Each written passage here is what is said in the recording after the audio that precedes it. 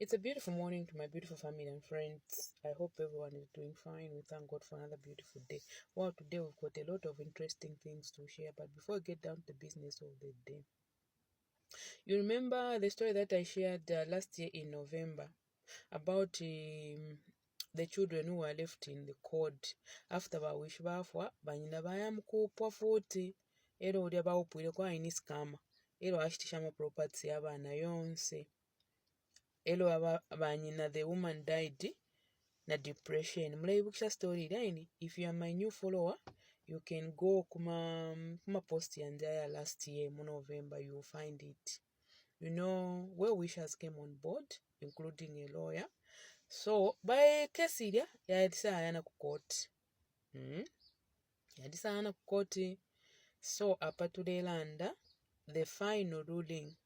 Ilia case ilaisa pa next week on Thursday. The lawyer called me yesterday to tell me that at least now panga progress next week on Thursday could have a final judgment, and that man was arrested as we speak now. Aba kujele ekwafumina kuya mkuchitapia mukoti not until this matter itashanika point. And to the look of things, the court is going to help the children recover at least some of the property. And the good news is there's a chaplain who came on board. Barabana bari bwerera ku school bari kwatana shelter this time. Though bekala beka, but the eldest girl, she's 19 and she's taking care of but epo bekala pari ba security.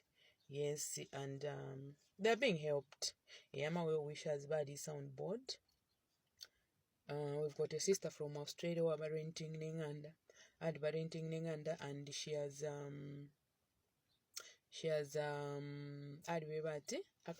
she'll work with them. If you're Panama rentals, ama food wise, then ama school fees, nama uniforms. We've got one of our chaplain, very senior chaplain in society in Zambia. Na bena eba ingiramu. Nambia ma wishers bali ingiramu. Mwe bantu na mitotera. Imwe mwe bantu muri bantu sana mulanchitako relief ifsendo. Ubu ebuntu efole afwaya. Aini ndefo kumye bati na totela ba sister besu kwa Australia. Thank you so much, my dear sister, for the support and the love.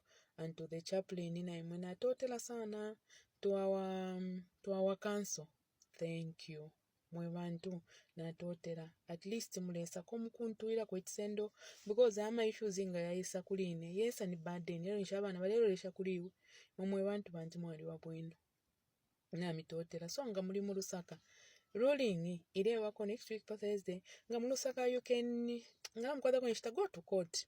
Amkoya mfako ama proceedings nama ruling for baka ruling. But to the look of things, at least abana bakachitako recover some of their property aba wish. Imomwe mother zaba mmenga bafwa. It's better waikala wasunga abana mpaka bakulanga bapo ama school. That's when now you decide of moving on. Then you move on, you bring in a thief. Ukisa aliye fintu ukona ule fintu efi abalume bobe babombera okubombera abana bobe wayapera omwami in the name of marriage. That's very wrong. Ngana ukwata abana wafuira. The best thing you can do, I think, washipikisha akofi washipikisha akofi mpaka abana bakula for the sake of the children.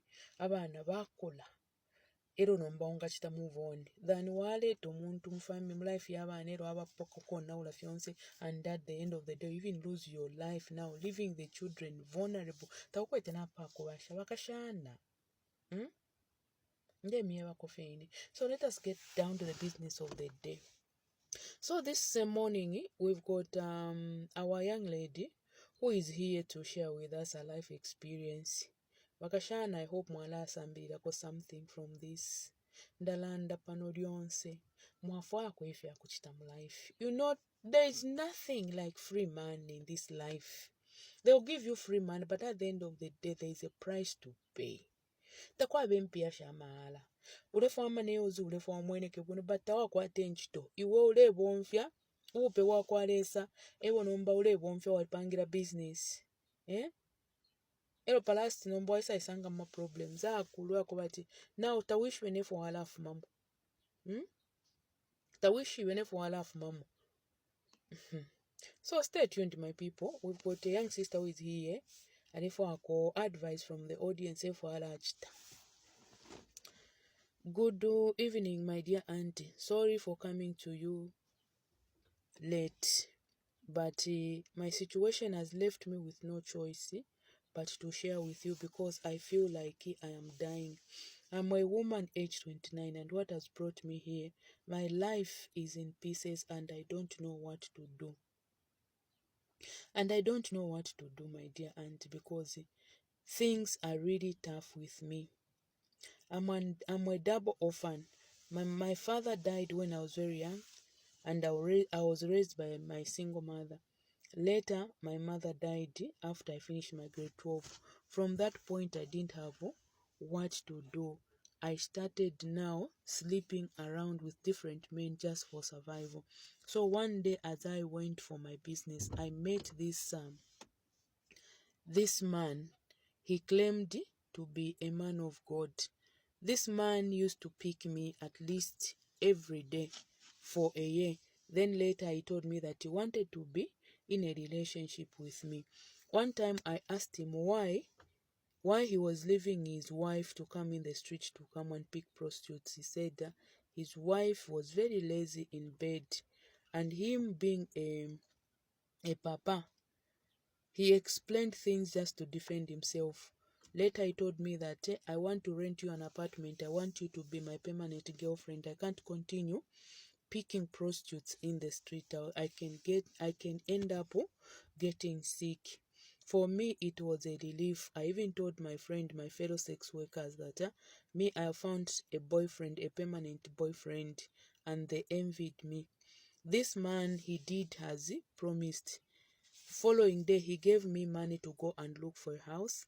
I tried to look for a house for a month. I didn't find it. During that period, when I was looking for a house, this man started paying for me in a lodge so that I can stop going in the street. This man used to come and see me every day. Later, I managed to find a house, and I told him that I found a house. He started renting a house for me. Life changed for better. For me, I thought at least now I'm going to rest, but I didn't know that my trouble has just begun. This man started sleeping with me. First, when we started having this affair, he used to use protection. So one time he told me that we needed to go and have our HIV test so that we can start you can start having it without protection. I didn't have a problem, but at some point I was so scared because looking at the men that I slept with, I knew that I was sick. So we went to the hospital. Before going to the hospital, I went alone secretly to go and have myself tested so that at least before we go with him, I know my status. I went there, but luckily I was found negative. So following day we went together, and I was found that I was HIV negative. So this man started sleeping with me without protection, and later I fell pregnant.